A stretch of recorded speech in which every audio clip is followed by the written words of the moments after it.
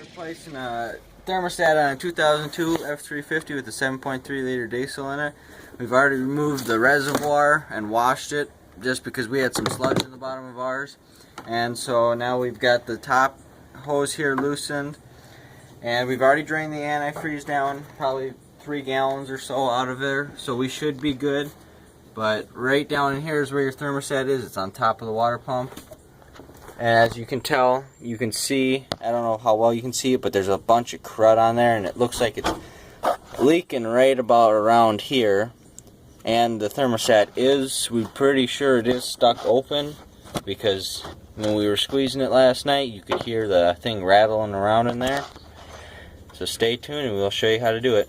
Alright guys, we're going to break these bolts loose. They're all 8mm sockets, so we got a nice, 3-mile long extension here to fit back here. So we're just going to break all the bolts loose. Be careful not to break the heads off, but if you happen to break the heads off, I believe, I looked it up, they were 6mm bolts at any hardware store will do the trick. Just make sure you match the threads. They shouldn't be on there all that, they're not super snug, but there's, just be careful, you don't want to break them.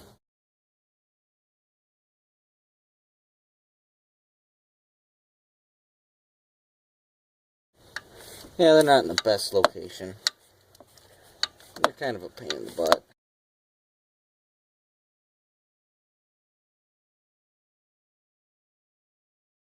Bolts out of the thermostat there, the housing, so make sure to keep those, you don't want to lose them.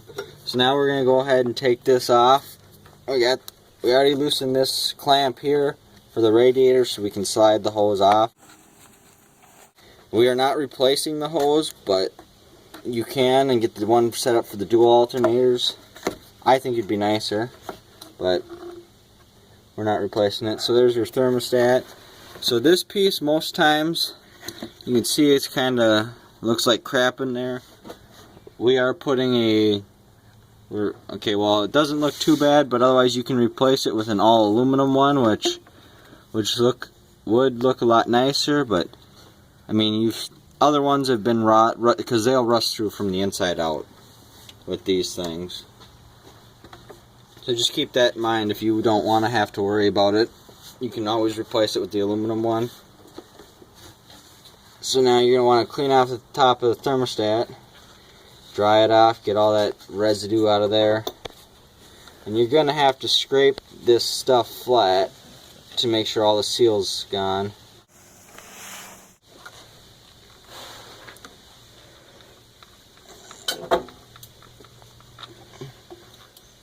Alright, so since it's stuck in here, we're just going to have to go ahead and pry her out. And really was not that much force, just a little tap, but you're going to pry her out and then she comes out real nice. And you can see here, she isn't working all that well anymore. She's a little, looks like a little worn out. It's had its life. This seal, you should get a new one if you're replacing it. But other than that, you're good. So you just go to any old local auto parts store and get a new thermostat. This is the old one. This is the new one. They've changed the spring in here a little bit, but that doesn't matter. We're putting in the same 195 degree one instead of the 203 because we don't have 2 weeks to wait for it to be shipped. But at some point in time, we might go back and replace and put the 203 in and then throw the extra dual alternator hose on, which would sit here so you don't have to worry about changing your belt. But other than that, they are pretty much relatively the same. So that's what we're replacing it with. This is the original one, this is the new one. Alright, so we're just going to scrape off this little gunk here because it is a little uneven and we do want it to seal good because we do not want it to leak. So you just take any slotted screwdriver and you just scrape it just very lightly so you don't wreck anything.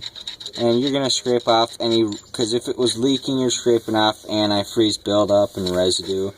Make sure you put something in the hole so you don't get all that old burnt up or dried out antifreeze back in the engine.